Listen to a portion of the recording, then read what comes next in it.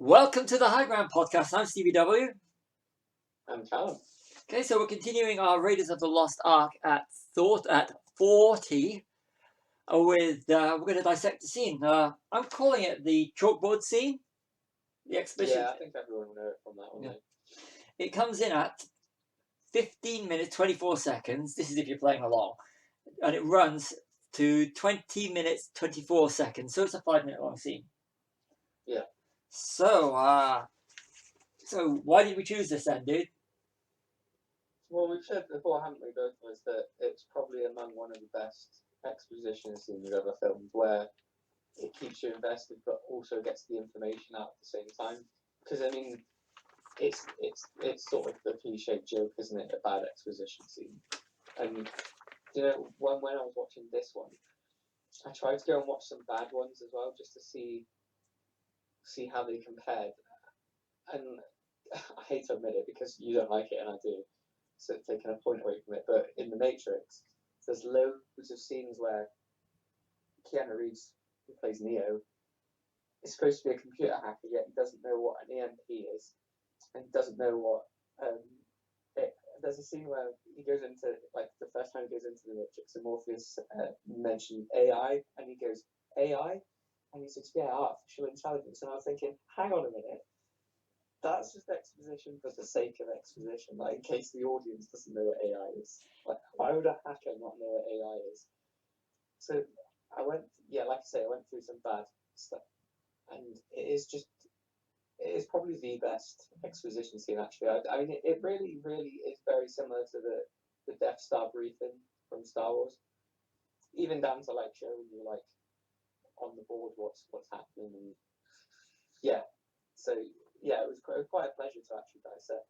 Yeah, I completely agree. I mean, to me it is the definitive exposition scene, and I also go over ones that I didn't like. I just want to say Transformers, where Shia LaBeouf at the start is going, "This is my grandfather's this is my grandfather's that." It's all on eBay under Disney.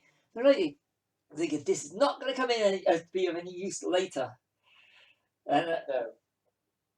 I was like, okay. Or in which Steven Seagal film, I think it was Out for Justice, where he's telling his ex-wife, or the stuff about his childhood that she would have already known because they were married, because it was just there just to say, to tell the audience, and there's telling the audience, but there's insulting the audience. But with the chalkboard scene, it's just letting the audience know where we're going, and if you like put it into context. I mean, the scene before it is where we learn that Professor Indiana Jones is an archaeologist and he's a teacher in a college. And straight afterwards, it's him and Marcus Brody discussing the mission to find the Ark. Yeah. So it's sort of like it's shoehorned in. I mean, because after you got those scenes, you've got the full story.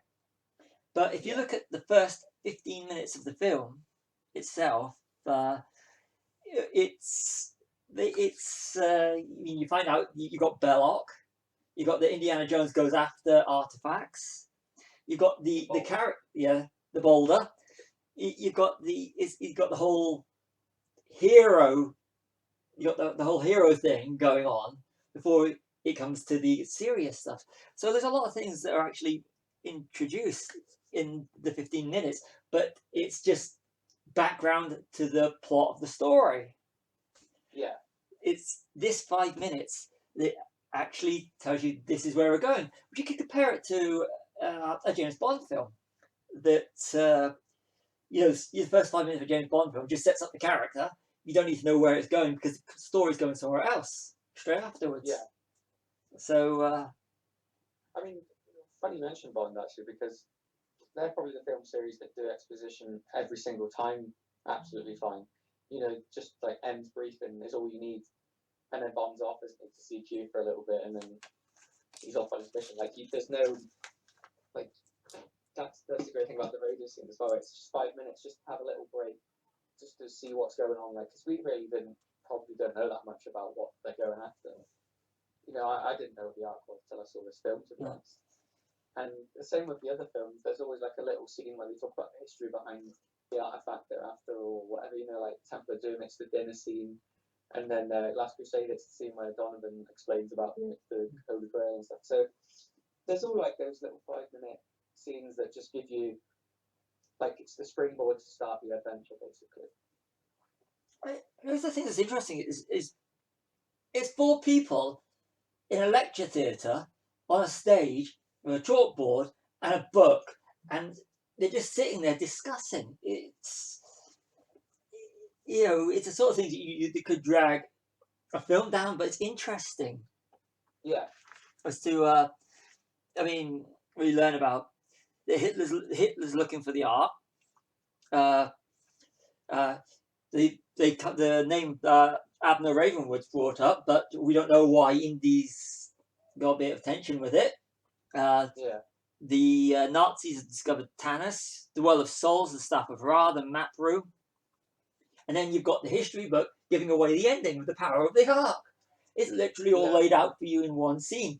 So it's like it's like an appetite wetter, isn't it? Yeah. But it's literally, they're telling you the whole film is condensed in 5 minutes.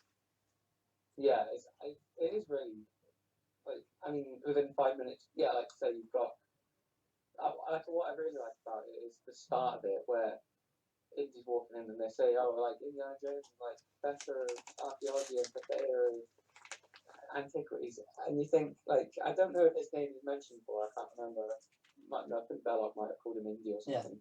Yeah. But like, you've got his name, what he does, like, your main character sort of has a purpose now, because before you were kind of like, oh, this guy's cool, but I don't know who he is. Yeah. And then within like the start of the whole thing, you've got his name and what he does.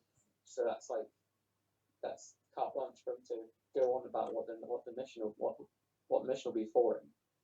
And it is handy using the blackboard, because doing the Staff of Ra thing, like, it gives you a visual aid. I don't know if originally maybe it was all dialogue and someone said, should we do a diagram? I don't know if that's, but it just works so well. Completely agree. But I think it's very brave to, because I mean, the beginning is just full of energy up until that little lull. Then it goes straight back into full-blown energy. Yeah. And it's just brilliant, and the timing and the pacing as to where it is in the film is because we've already built Indiana Jones up, the adventurer. Yeah. It's sort of like the scene where something in, like, science fiction films really struggle, I think, with exposition, don't they? Yeah. Because they're dealing with things that the audience probably doesn't know about, full stop. So all these exposition scenes, unless they're handled, like I say, in the briefing scene in Star Wars is just done as if they're just fighter pilots, isn't it? So we've seen that before films. So it's not too bad. Coincidentally mentioned in Star Wars, isn't that Hawkins, one of the... Yes, it is, William Hawkins. And then you got the tail of the plane's got, was it OB3PO? Yeah, I was beginning, yeah. And of course, you got Indiana Jones, a likable character, played by Han Solo himself, Harrison Ford. Of course. And it's just interesting. You've got William Hawkins, Major Eaton, and Don Fellows, Colonel Musgrove. They're the stuffy, military types. Marcus Brody's just there, Indy's buddy. Yeah, it's nice as well that I noticed a little sort of dynamic where the two army guys, the guy who plays Hawkins, what's his name again? William Hawkins. Yeah, that's it. He talks over the other guy constantly, and Indy talks over Marcus constantly. And I like how it's like they're the same but from different backgrounds. Yeah. Although, I mean, Marcus does get like his little section about the Ark, about the army that controls the Ark is invincible. Yeah. So you've got that sort of foreboding set in for, like, you know, these guys need to be stopped. I mean, apart from the fact that they're Nazis. So I mean, you could literally pick it apart for hours for how well done it is, and even the editing as well. I don't think it cuts very much, does it? No. It sort of pans around to the blackboard, doesn't it? And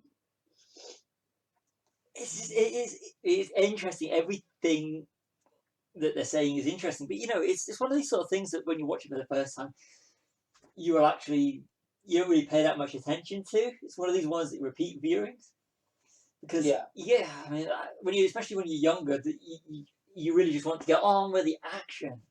But when you're older, you look back, it's like it's so clever. And you mentioned again with Star Wars, I mean, and exposition in science fiction. I mean, A New Hope or the original Star Wars is just one big exposition scene. A lot of it because yeah, we I are think it being is really, isn't introduced to different things. We are, but to actually, I mean, I love that. I just love that scene. It's even the little nods to Ravenwood it? and Yeah, Marion and you know the headpiece which has got which the what is it Tote the Nazi who has the yeah, imprint on one side of the hand but not on the other, so he gets the I mean everything's all connected and everything is in that 5 minute scene. yeah, and I completely agree with that actually because there's no point in the film afterwards where the things that they mention in the Blackwood scene come up where you go, oh, what was that again? Like you see that, like you say, the headpiece on his hand, and when they build the staff and use the light, and you know what it all is because it's just they took 5 minutes out of the film just to just calm down and say, right, this is what the heroes are going to do. This is their purpose, like their quest. And there's probably like films now that would have cut that scene out Yeah, where you would be like, what's going on here? Like Transformers. yeah. Oh, Transformers is way too long. But the As they thing, go on, there's no exposition whatsoever. no, it's come on, it's just so pretty girls wearing that much, transforming robots that you can't figure out what exactly they're transforming it from and into because it's all going too fast. But we'll Yeah, save that for they just another let sell podcast. toys. Yeah. Oh yes. I miss those days when we had films that didn't just sell toy Star Wars. Nah, but yeah. So we love Star Wars. If you We do, yeah. And I was going to say, even if you look at the other two in the original trilogy, they handle the exposition excellently. Like the stuff with Yoda, like you're intrigued because like this is like this amazing master of the Force. Like you want to know what he wants to say, and yeah. then I think probably the only exposition scene I can think of in Jedi is when Obi-Wan admits to, like a certain point of view thing. And the obviously they have the briefing, the second Death Star briefing scene. But we do know they're just But going to blow it up. yeah, but I mean, there's not much in the other two because you've had, like you say, I never thought of that. That No New Hope was just a 2 hour exposition scene. It is because they just constantly building up because you're introduced into a strange new world, and the pacing of that film is really slow. We'll probably end up doing a podcast and a commentary track once we Yeah, can on is Star Wars such a slow movie? A New Hope, should I say? What I keep, yeah, but does that mean is that like sort of people always take the piss out of George Lucas for the obvious reasons, but if both of these properties were written by him, like he must be good at exposition. yeah. I mean, come on, look at the amount of the mining that all the people that slate the prequel trilogy.